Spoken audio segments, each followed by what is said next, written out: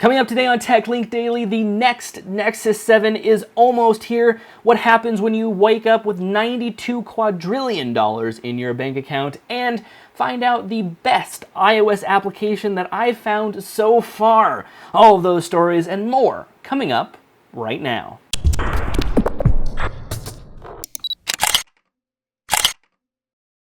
What's up, guys? Welcome back to TechLink Daily. My name is Creighton Miller, and this is the place to get your hottest tech news on a daily basis, all in one place, and we get to have a little bit of fun on the way. So, well, I've really got nothing else to say, so let's get started with today's top stories. Oh, don't mind me, I'm just playing with my Nexus 7 here. Why am I playing with my Nexus 7? Well, because of this article from PocketLint.com, Nexus 7 2. Documents and pictures show launch imminent. Google has sent out press invites for July 24th for an event.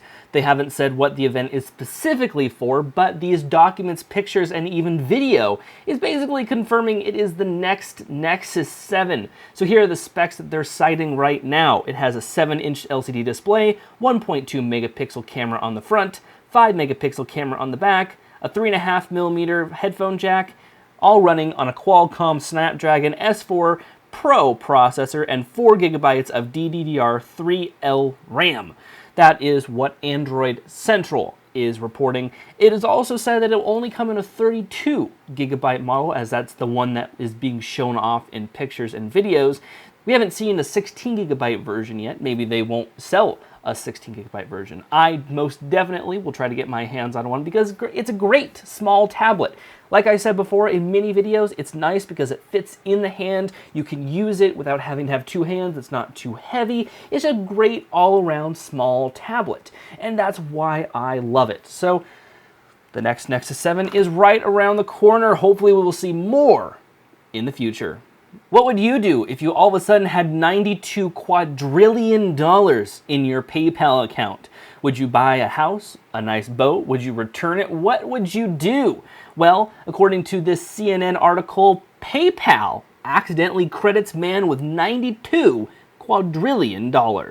92 quadrillion, 233 trillion, 720 billion, 368 million, $547,800 to be exact. Wow, that was a mouthful. That's what Chris Reynolds woke up with his bank account saying from PayPal that he had that much money in his account. Of course, he corrected the mistake by alerting them. They reduced the money. They offered him a little bit of money in return for not doing anything malicious with it. It's a very interesting story to wake up with that much money in your bank account. That's over 1 million times more than the richest person in the world, which is worth $67 billion. How could that error ever have happened? Quadrillion dollars. Someone must have fat-fingered the keyboard like nobody's business to give him that much money. He said, though, that if he did receive the money and they didn't take it back, he would have paid down the national debt. So I applaud him for his courageous standards of wanting to pay off national debt instead of taking the money and running away, because I don't think quadrillion dollars are even in the bank accounts of PayPal. That's a lot of money. But very interesting story for all of you who maybe don't have that much money. Google Chrome for iOS is undoubtedly one of the most popular web browsers out there because it's light, it's simple, and it just works. And one of the biggest things that it has going for it is iOS support, meaning that it has applications on both the iPad and the iPhone. Well, they got a huge update today from the unofficial Apple weblog. Google updates Chrome for iOS with linking to external apps, full screen iPad support. This update, I believe, focuses on two main aspects. The first one is opening up in applications. So instead of opening up a YouTube link within the browser, you now open up a YouTube link within the YouTube app. Same goes for Maps, Google+, and Drive as well. The other thing it has going for it is its data crunching. It is focusing on making web pages load faster and compressing that data even more so that you get faster loading via your phone, so you're not using all of that precious data over your phone. Speaking of iOS apps, I think I found the best weather app out there. No, it's not the default Apple weather app. No, it's not Yahoo Weather. It is this. This is an article from the unofficial Apple weblog. WeatherPro for iOS has wealth of weather details. You might be saying, oh no, not another weather application, but I've got to say this is the best one out there that I've seen that gives you the most accurate data across, well, anything. 14-day forecasts. It gives you the data very well laid out. It is one of the best applications that I found. I've downloaded and paid for it myself. Yes, it is a paid application, and there are a couple in-app purchases that you can use depending on how much data you want. If you want a lot of data, we're going to be paying up to $6, but if you want just a little bit more data, you can get it for $1.99 on the iPhone. And if you want to pick it up for yourself for $1.99, go to lgic.co/weatherpro. That is the link that you can take to go download this. It links you directly off to iTunes. lgic.co/weatherpro, the best weather application that you could have on iOS.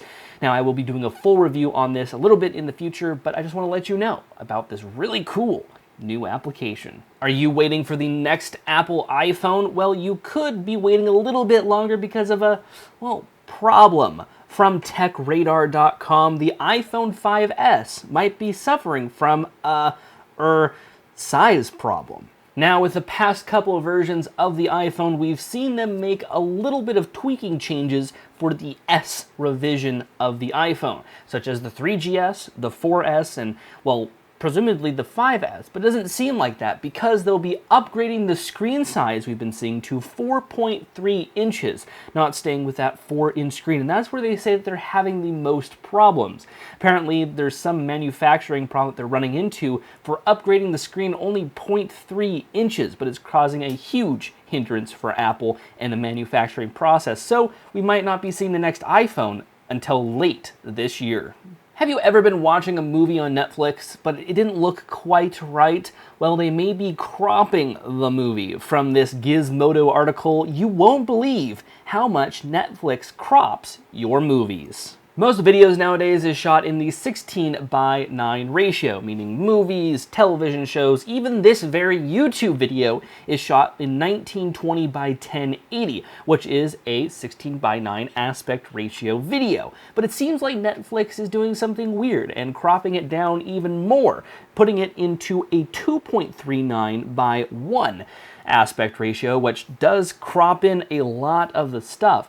Some of these movies include, well, the more popular ones out there on Netflix. Very interesting to see that Netflix is doing this. There's no exactly clear reason why, and it does vary from movie to movie and content to content. So next time you're watching a Netflix movie, watch out for that and see if it is cropping or if it is in regular aspect ratio. That about does it for me. Let's move on into our question of the day, which reads, what would you do with $92 quadrillion? That's an interesting question because a lot of things comes to mind. I mean, you could buy probably your own island. You could buy a fleet of cars, a fleet of houses, a cruise ship, whatever you want, really. $92 quadrillion, that's a lot of money. Even for the richest person in the world, that's 1,000,000 times more than what they have.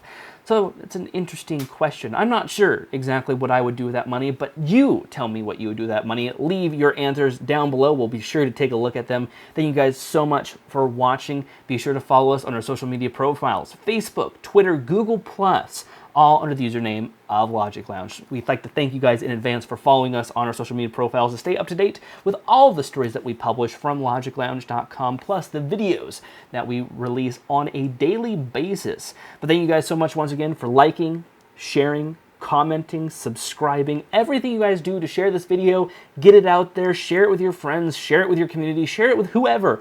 Try to get us out there. We really appreciate that. Thank you guys so much. My name is Creighton Miller once again, and this has been TechLink Daily. Thank you guys so much for watching. We'll see you guys tomorrow for our 500th video. We have something special in store for our 500th YouTube video. Although the video YouTube kind of link down there that shows how many videos we have might be a little bit off, it is officially 500.